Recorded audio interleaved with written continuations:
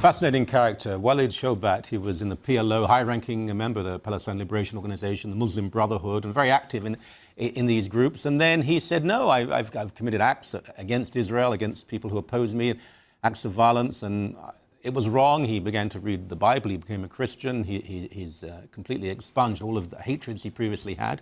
And he joins us now from Washington. Welcome to you, sir. Thank you. Thank you for having me. I always ask this question of there's a good handful of people like yourself who've come out of a very dark place into something much brighter. You're not flavor of the month with some of your former colleagues. Do you live in any fear? Do you hide your location at all? Yes, I mean, I do have some issues of privacy, of course. I'm a person who's always attacked. No stranger asked the question. I'm sitting here in CNN, which attacks me as well. They try to say that Walid Shoebat has never been a terrorist. Yet you're in Canada. I'm not permitted to go to Canada because they know that I was a terrorist. I get arrested every time I go to Canada. I get sent back to the U.S. Yet the Canadians have no problems seeking my help to expose terror supporters. In fact, the Peel Police, I've worked with them as well. You got Jeffrey Mason down there. I've given him some good information. He contacts me every now and then regarding terror supporters and terror issues. It's so paradoxical. Let's talk a little bit about this, because CNN, obviously they have certain politics, but they speak to many people. What is this suicidal impulse in the West, where people are reluctant to expose and condemn the very enemy who want to kill them? I mean, people on CNN, you have a lot of people very liberal, they may be gay, feminists, they'll be the first victims of Islamism, but they'll pretend that it's not a threat. Well, yes, that's a great question, because most people think that, I mean, the conservatives think, well, the liberals got to be naive about the threat of Islamic fundamentalism. But I don't think it's an issue of naivety. It's an issue of agreement. Because if you look at conservatism in the West, conservatives really, they're not pro-abortion. They say life begins at the moment of conception. Yet in Islam, as a religion, it doesn't begin at the moment of conception. The Islamic slick willies or the professors talk about the Big Bang as an Islamic concept. They talk about al-ishtirakiyya al-islamiyya, which is Islamic socialism, which, tickles the ears of the Al Gores of the world. Environmentalism also is in this Islamic movement. So you always find at demonstrations, whether it's against Israel, if you find a demonstrations that is anti-Israel, you'll find liberals, anarchists, socialists, professors, and Muslim fundamentalists as well. So it's not a conservative system as most people think. Islam is not, in fact, Islam itself is not really a religion per se, because Sharia is not a religion. Sharia is an issue of laws. Faisal Abdul Rauf, the man behind the Ground Zero Mosque, he says America must become Sharia compliant. What's that all about? So, the West needs to begin to understand that we're not dealing with an issue of religion. We're dealing with the promoters of Sharia. That's who the enemy is, in my opinion. But this is very interesting, because in the West there is a certain ignorance of Islam. They assume it's a different, more exotic form of Christianity. They've abandoned their Christianity. And Islam, because many of its leaders are anti-Western, they think it's on the left, it's fashionable, and if they don't embrace it, they embrace support of it. But as you say, it's not religion as we think it. It's an entire way of life and culture, a way of governing every action of every person. Correct. My birth certificate when I was born in Israel, it says father Muslim, mother Christian, child Muslim. My mother wasn't permitted to leave from the Middle East. She was an American. She was held against her will for almost 35 years.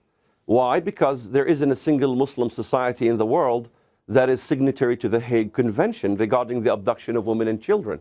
Who here in the West is asking the question about the Hague Convention? Who's asking questions even here during this election about Obama's Islamic connections? His uncle Saeed Obama visits the Muslim World League, which supports terrorism. His cousin Musa Ismail Obama appears on Al Jazeera television, and he raises funds for Grandma Sarah Obama that sends scholarships from Kenya to the most virulent Wahhabi schools in Saudi Arabia. Yet it's a taboo to discuss Obama's family and relatives who are not just Muslims, but Islamists of the most virulent sect of Wahhabism. You could watch it on Al Jazeera. In the Middle East, we can discuss Obama's Islamic connections, but in the West, especially here where I'm sitting in CNN, it is a taboo. We created taboos, and we talk about freedom of speech in the West. Well, I think it's even extended to Fox now. There's a limit to what you can say. I've always said this. I don't believe that Obama's any more Muslim than he's a Christian. Correct. But he has connections. His family connections are extremely worrying. Yes. I mean, Saeed Obama is his favorite uncle. Sarah Obama is his grandmother. They came to the inauguration. He has a brother named George Obama. His mother, George's mother, is a Christian, comes from a Christian family. Yet Obama has more closer connections to the Muslim side of his family in Kenya, but not the Christian side of his family in Kenya. So there is, this, I lived in this kind of culture. My mother was a Christian American. My father was Palestinian Muslim. I was in the middle. And my loyalty when I was a Muslim was not towards my American family, my grandpa and my grandma, but it was towards my Muslim family. So there is allegiances. Islam is a total way of life. It's how you eat, how you drink, how you dress. And we don't want to discuss this total way of life. And Europe has a major problem with Islamic religion. It has a huge problem in Europe.